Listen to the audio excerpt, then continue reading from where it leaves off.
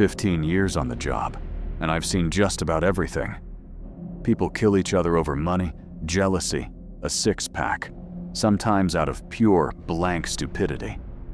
Parking lot fights, stabbings at dive bars, domestic calls that go completely sideways.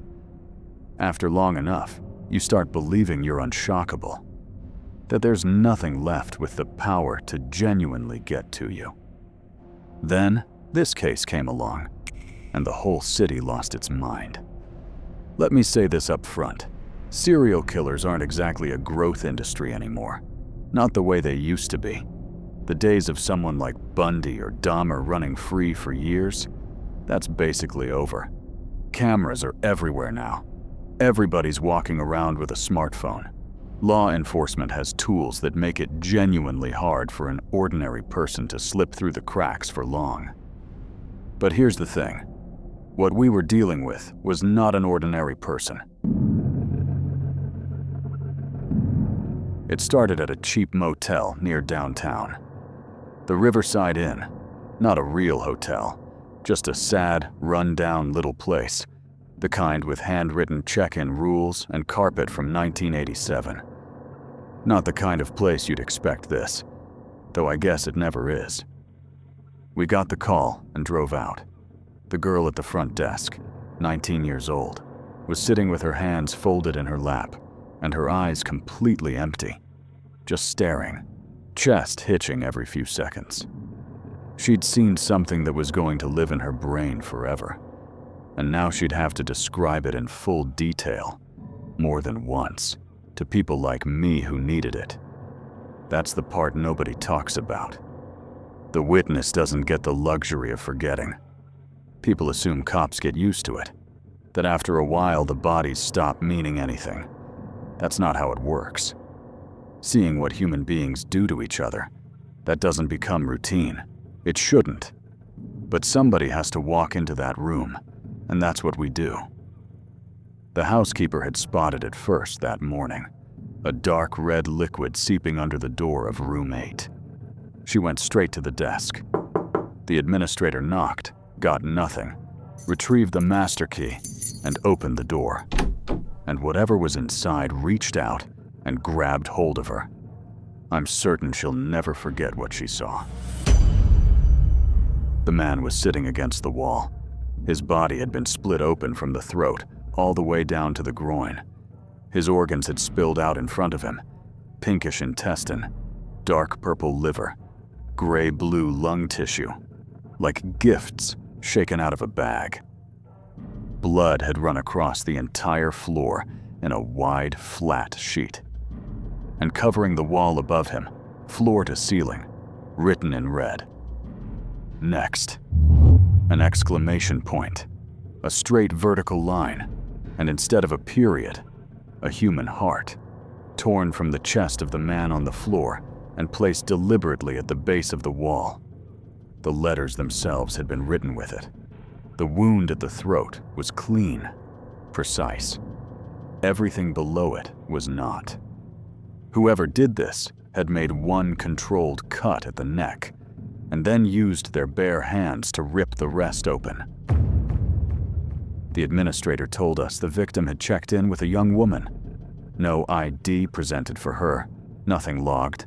The victim was 43, married, 2 kids. Came to a cheap motel with a woman nobody could identify. She was gone when the body was found, out the window sometime during the night. Here's how the administrator described her. Around 5'7", extremely thin, not athletic, just skeletal, like a figure cut from paper. Beautiful small face, pale skin, heavy cat eye liner, bright red lipstick. And the most striking thing by far, her hair. Straight, jet black, falling all the way to the floor. When she'd walked down the corridor beside the victim, her hair had barely cleared the carpet, and it caught the overhead light in a way that made it look polished, reflective. You could have seen yourself in it. She looked like a movie villain, like a character, not a real person. But she was the only suspect we had, and we couldn't find her anywhere. I started to wonder if the staff had made her up, invented some impossible description to protect someone else. Nobody else in the city had reported seeing a woman like that. Then the second murder happened. The neighbors called it in. They heard screaming in the middle of the night, came out into the hallway, and caught a glimpse of a woman running for the stairwell. Couldn't make out her face, but the hair, straight, black, past her ankles. They were certain. She was down the stairs and gone before anyone could react.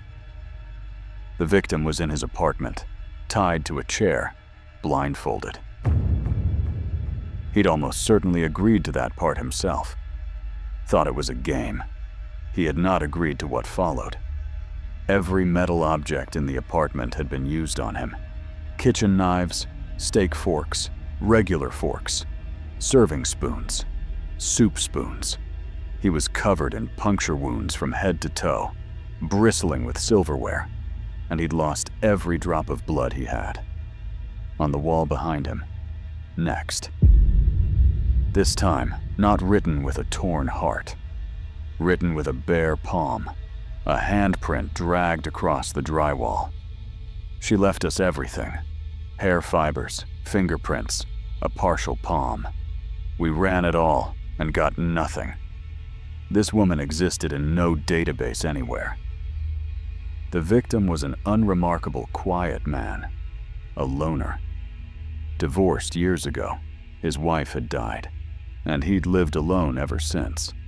People who knew him said he rarely brought anyone home. Then, one night, he did. Third victim, a few days later. An older motel on the other side of town. Witnesses found him still breathing. He came running out of his room completely naked, covered in open wounds, both eyes dangling from their sockets on the stretched optic nerves, rolling against his cheeks as he moved. Blood was jetting from a dozen puncture wounds across his body. He had both hands pressed over a gash at his throat, trying to hold the edges closed, trying to stay alive for 30 more seconds. He made it to the front lobby desk and collapsed there. That's how I found him. A large, heavy-set man, face down on the floor, legs folded beneath him, his eyes trailing from his skull on glistening red threads. In that position, with those eyes dragging against the floor, he looked like a slug.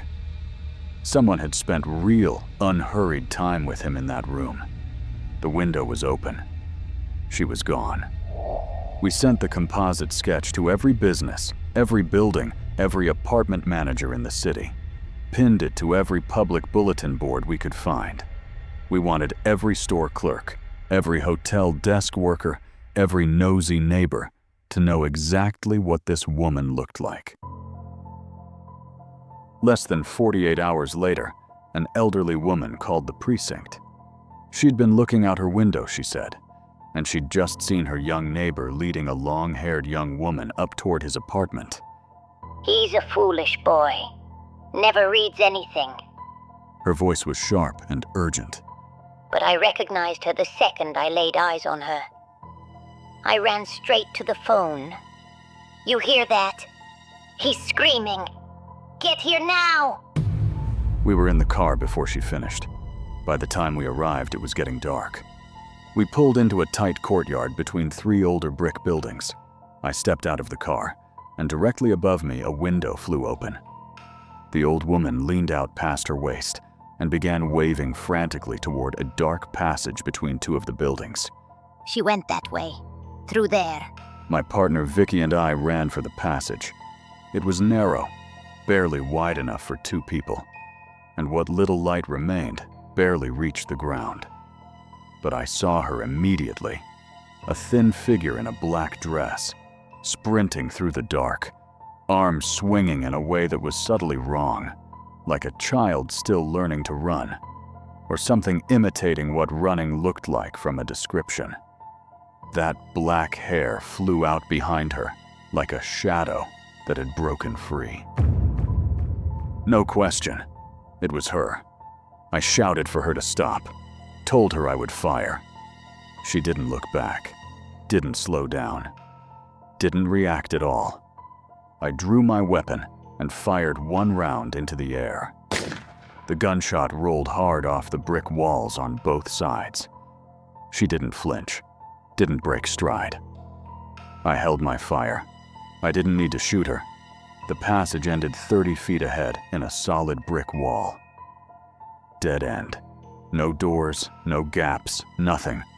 A few more seconds, and she'd have nowhere left to go. I actually eased off my pace a little, already certain we had her. Then she reached the wall. She didn't try to stop. She jumped, hit the brick flat-palmed, and started climbing. Vicky and I stopped moving at the exact same moment. I stood in that alley and watched a human being scale a sheer vertical wall. No handholds, no ledges, no hesitation. Moving like gravity had simply lost interest in her. Fast and smooth, like she was running along a floor instead of straight up the face of a building. Vicky said, very quietly, "Are you seeing this?" I didn't answer. 20 seconds, maybe less. The long-haired figure reached the roofline, swung herself over, and was gone. We could hear her footsteps moving across the metal roof, and then even that faded.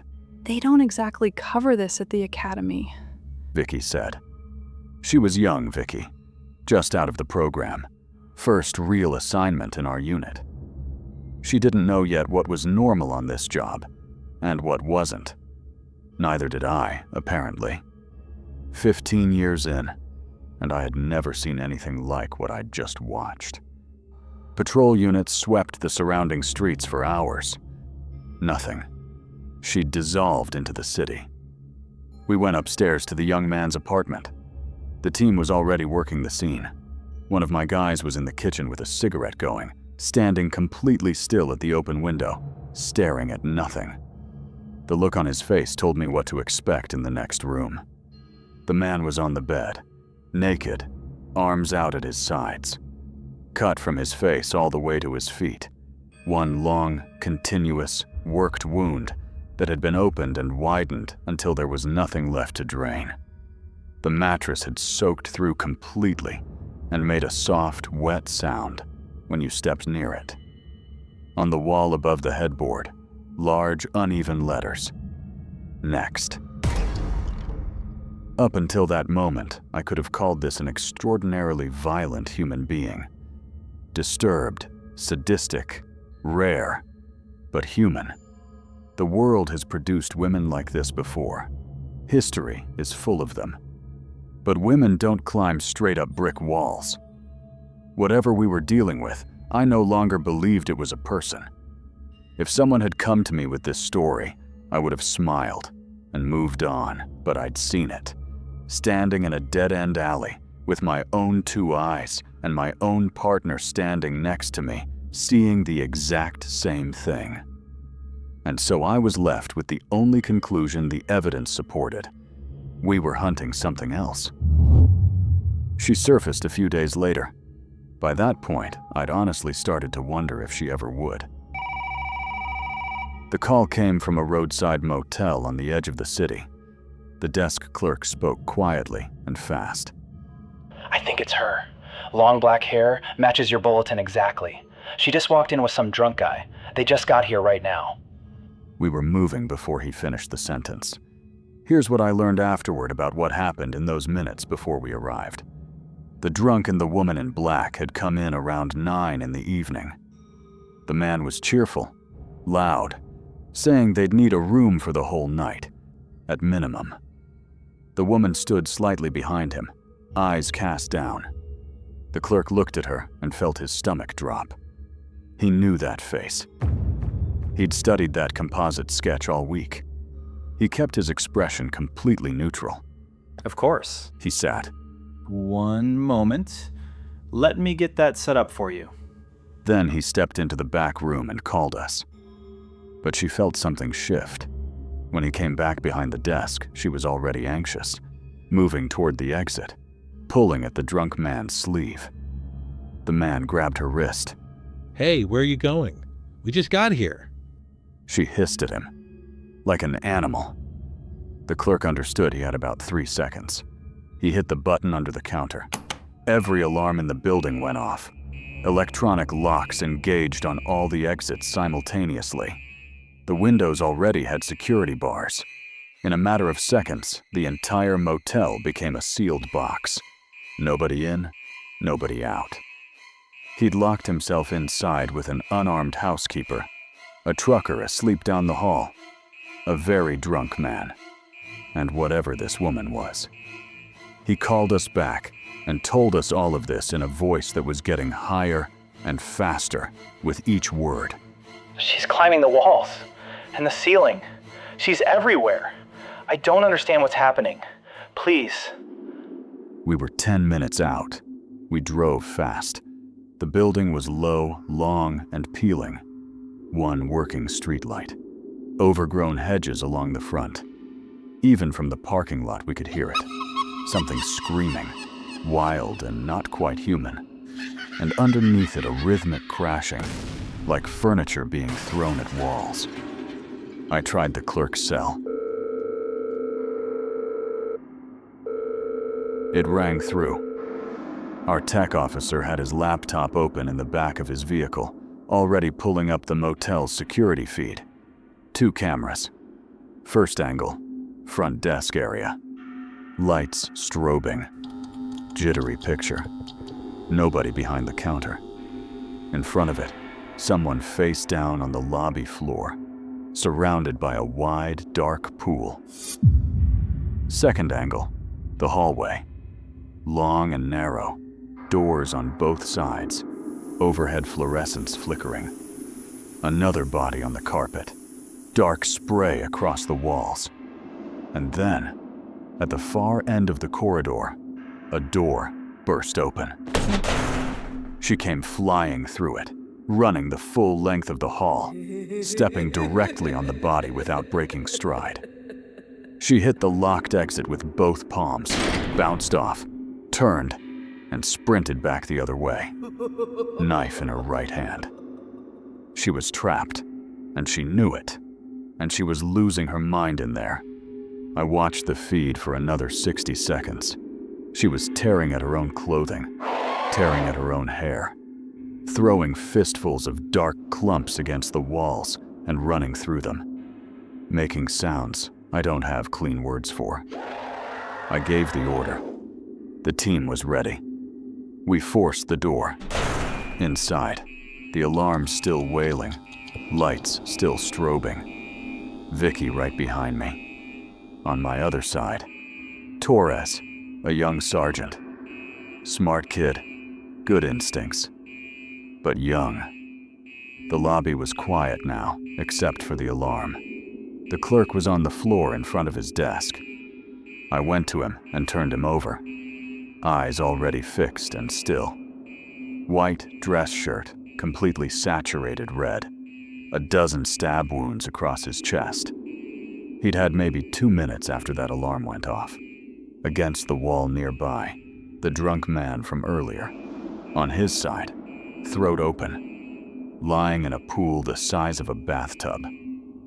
We moved into the corridor. Hold back, I told Torres. You don't go first. He nodded.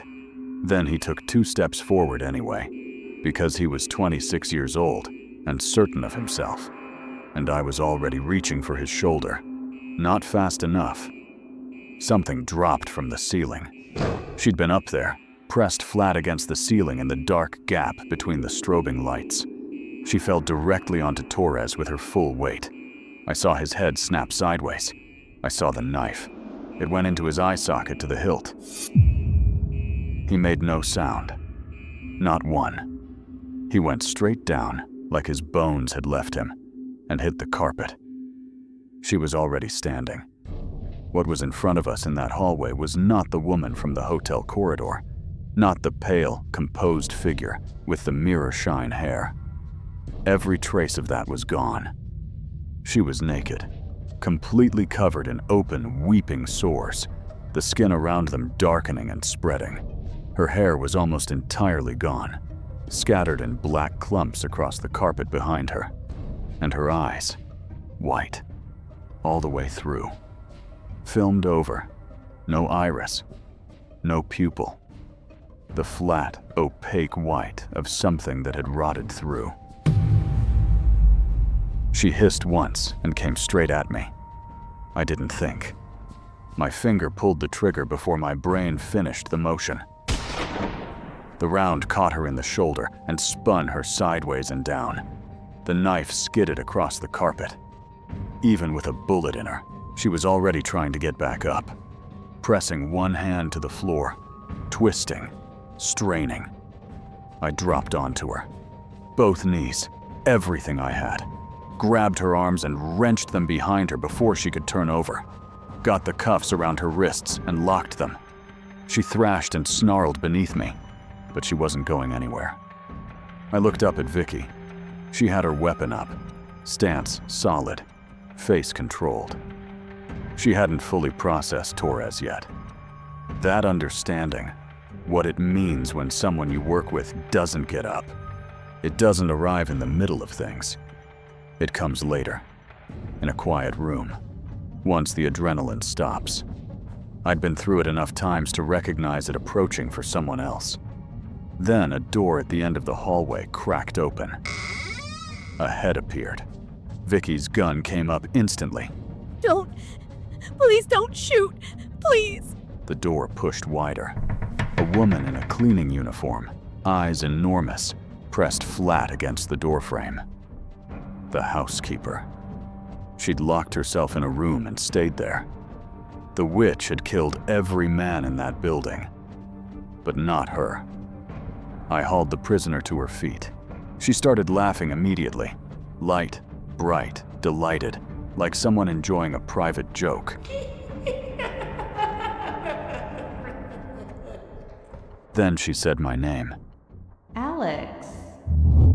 Just that. Quietly, pleasantly, like we were acquainted. I felt something move through me, cold and quick, like a hand reaching into my chest for a moment and releasing. I gripped her arms and moved her toward the exit. She walked easily, almost bouncing, still laughing under her breath, and I told myself it was a lucky guess, a name overheard, a coincidence. Something explainable. There was an explanation. There's always an explanation. Vicky moved ahead to clear the doors. We got outside. The transport van was already in the lot. Cage unit in the rear, solid partition between the back and the front seats. I opened the rear door and put her in. I got behind the wheel. Vicky took the passenger seat. We pulled out.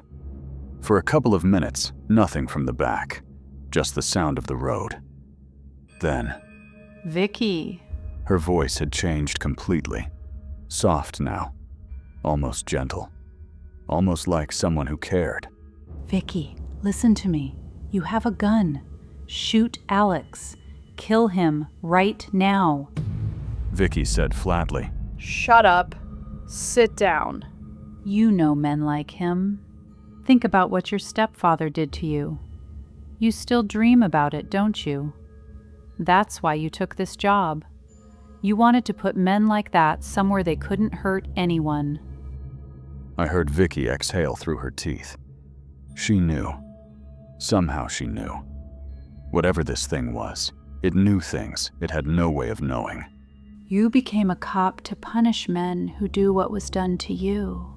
The voice continued, low and almost hypnotic through the mesh. Well, here's one sitting right in front of you. Ask him about his wife. Ask him why she left. I kept my eyes on the road. My jaw was tight enough to ache. My marriage. It had ended about a year ago. My wife packed her things on a Tuesday while I was at work and didn't come back. She'd been right to go. I knew what I'd put her through. The way the job followed me home and never left. The long silences that went on for days. The slow erosion of everything we'd had. I'd spent every day since then knowing I'd done it. and knowing it was too late to undo. She left because of who you are. The voice said. You know that. She told you exactly what you'd done to her. She looked you in the face and told you, and then she walked out. Didn't she? Shut your mouth. Vicky said. Sharp this time. A pause, then quieter, almost to itself. Men destroyed me. They beat me. They used me. I thought I would die from what they did. And I prayed. I actually prayed. I got on my knees and I begged the devil to make every one of them suffer. And then something woke up inside me and I couldn't stop it. I didn't want to stop it. I killed one and I wrote next because there is always a next one. There is always another one who deserves it. Kill one, there's the next. Kill him, there's the next. Kill the next one, and there's still the one after. There is no end to them. There is no last one. I said shut up. Vicky's fist cracked against the partition, and the whole van rang like a struck bell. The voice stopped. Silence for the rest of the drive. I kept my eyes forward, but I was listening. To the road, to the dark, to the specific quality of Vicky's breathing in the seat beside me. I caught myself checking the position of her hands twice. After everything this thing had said, I couldn't help it. That was the point, probably. To put something between me and my partner that hadn't been there before. But Vicky sat still, looked straight ahead, hands in her lap. We pulled into the station lot without incident. I killed the engine and got out. Vicky came around the far side. I went to the rear of the van and opened the cage door. She was sitting in the far corner, not moving. She looked worse than she had when I'd put her in, 40 minutes ago. The sores had spread visibly. The bullet wound at her shoulder had gone black. Not dark red like bruising, but black, the color of something burned through. The skin around it was continuing to break down. She seemed to be dissolving from the inside out as I watched. "Come on," I said. "Out." She lunged. No warning, no wind-up. Straight at the opening at full speed, and before I could get my footing, she had her teeth in my neck. Pain. Sharp. Immediate. Deep. My hand found the gun without any decision on my part. The shot went off. The round entered her temple. Her jaw went slack. She dropped straight down and hit the asphalt. I stood there with my hand pressed to my neck, trying to breathe, ears ringing, heart slamming.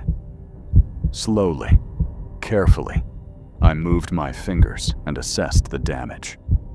She'd broken the skin, not the artery. I was bleeding, but I was standing. The witch was dead at my feet. I looked up. Vicky was standing on the other side of the van, watching. She hadn't moved, hadn't called out, hadn't reached for her radio. She was just watching the body. Then she raised her eyes to mine, and she smiled. Small, slow, unhurried.